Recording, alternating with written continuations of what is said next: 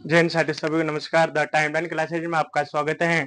मैं अनुराग मेहरोटा जो कंपटीशन की साइंस में पढ़ा रहा हूँ, उसमें आज हमारा टॉपिक चलेगा केमिस्ट्री का पार्ट 2 है। उसमें चलेगा फिजिकल चेंज क्या होता है, उसके बारे में डिस्कस करेंगे।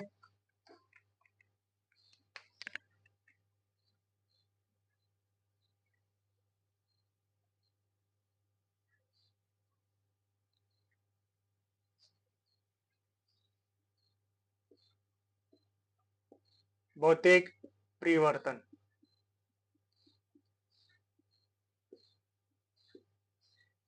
क्या होता है? भौतिक परिवर्तन मतलब ये एक ऐसा परिवर्तन होता है जिसमें फिजिकल चेंज करते हैं, जैसे ठोस द्रव गैस के बारे में। देखो इधर इसकी परिभाषा देखो, ऐसा परिवर्तन जिसमें जिसमें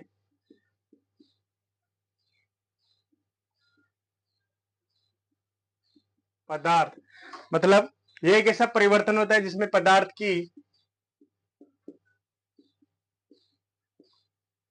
भौतिक गुणधर्म भौतिक गुणधर्म भौतिक अवस्था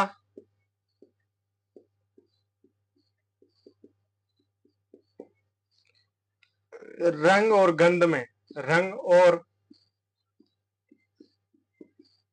गंध में आदि में जो परिवर्तन होता है, आदि में जो परिवर्तन होता है, परिवर्तन होता है उसे भौतिक परिवर्तन कहते हैं। उसे भौतिक परिवर्तन कहते हैं। मतलब ये ऐसा परिवर्तन होता है जिसमें पदार्थ की भौतिक गुणधर्म, भौतिक अवस्था, रंग और गंध आदि में जो परिवर्तन होता है उसको कौन सा परिवर्तन बोलते हैं? भौतिक परिवर्तन बोलते हैं। देखो इसके और भी गुणधर्म होते हैं। यह अस्थायी परिवर्तन होता है, अस्थायी परिवर्तन होता है।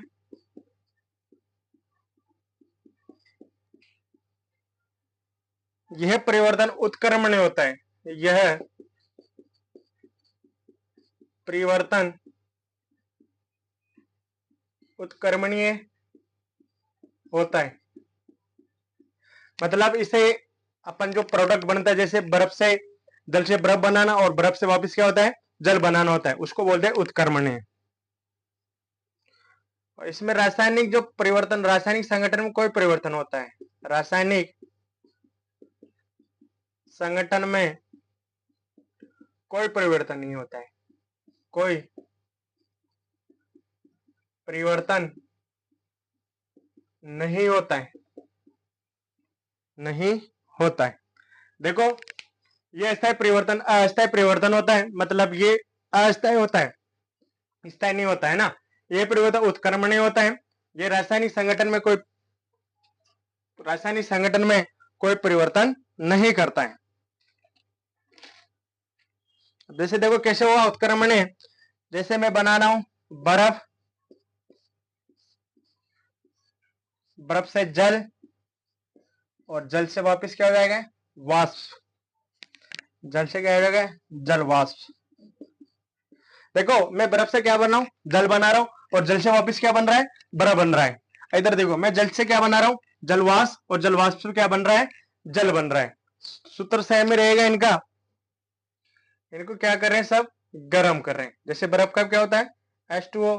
जल का भी क्या होता है? H2O। और इस भाग का क्या होता है? H2O होता है।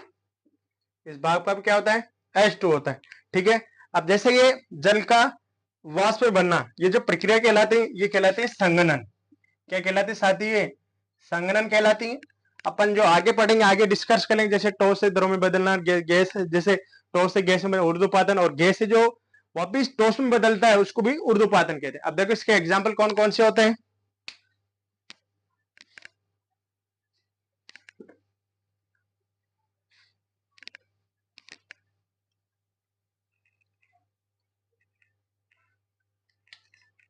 देखो इसके एग्जाम्पल, लोहे का चुंबक बनना, लोहे का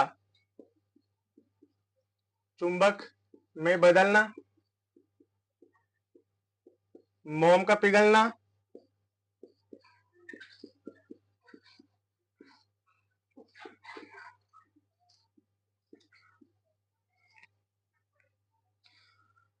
कांच का टूटना,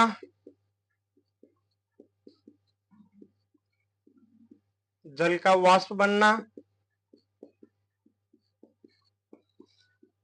वाष्प में बदलना ना, बदलना। कितने हो गए? 1 2 3 4 5। देखो चांदी का टूटना,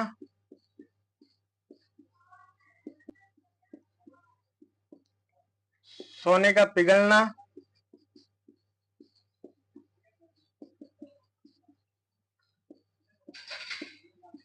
सेब को काटना,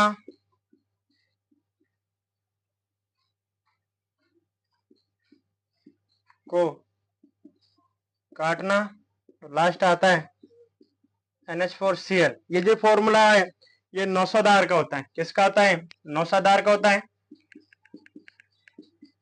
का वाष्प बनना, वाष्प में बदलना, में बदलना।